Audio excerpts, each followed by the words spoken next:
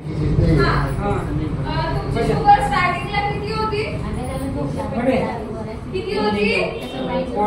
हा, आई बाबांनी ऐकली का? कधी 130, कधी 145, कधी 100पेक्षा जास्त. अच्छा, साधारणतः तिथेच उभं राहता का तुम्ही? हा, का इकडे येता? हा, या तिथेच उभे राहता. ठीक आहे, ताईंना आपण विचारणार आहोत त्यांना काय फरक पडलाय. ओके, आईसाठी एकदम जोरदार क्लॅपिंग. आई तुमचं नाव सांगा. सुरेखा रवींद्र शेटे आईचं नाव आहे. आई तुमचं वय साधारणतः किती? 60 वय आहे. कुठे राहतात तुम्ही?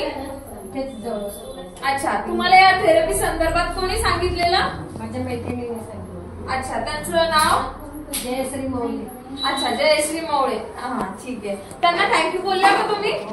हा, ज्या व्यक्तींनी तुम्हाला सांगितलेलं आहे ना थेरपी संदर्भात त्यांना नक्कीच एकदा थँक्यू बोलत चला. का बरं? कारण तुम्हाला अतिशय योग्य मार्ग दाखवण्याचं कार्य त्यांनी केलेलं आहे त्याच्यासाठी. ओके, तुम्हाला काय काय त्रास होता थेरपीला येण्याच्या अगोदर? त्याचं ऑपरेशन सांगितलेलं पण त्यांनी केलेलं नाही. आणि मला वागता येत नव्हतं. 2 किलोच्या वर वजन उचलता येत नाही. अच्छा, पण आता थोडं उचलता येतं. अच्छा, चांगला रिझल्ट आहे की वाईट रिझल्ट आहे? त्यांना म्हणजे 2 किलोच्या वरती वजन उचलता येत नव्हतं, पण आता नाही सांगितलं. डॉक्टरांनी सांगितलं नव्हतं, पण आता उचलू शकतायत. एवढी ताकद तुमच्यामध्ये थेरपीने आलेली आहे. ठीक आहे, अजून कसला त्रास होतो तुम्हाला? सर्दीचा कफ सगळा बाहेर पडला माझा.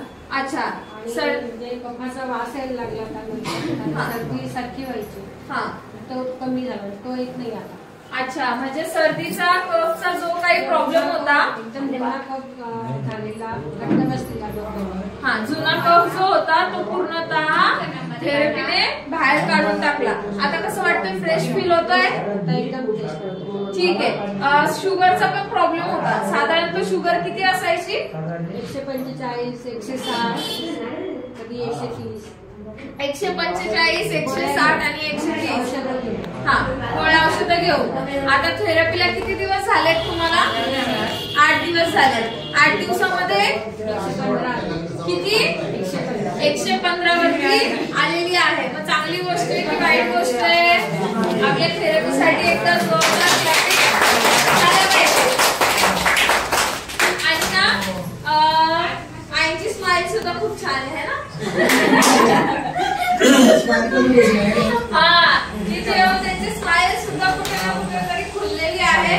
आणि अजून ते जसं रेग्युलर करणार आहेत त्यांचे आजार जेवढे पण असतील ना त्या आजारांना नक्कीच 100% पूर्ण विराम लागणार आहे. Okay, thank you so much I.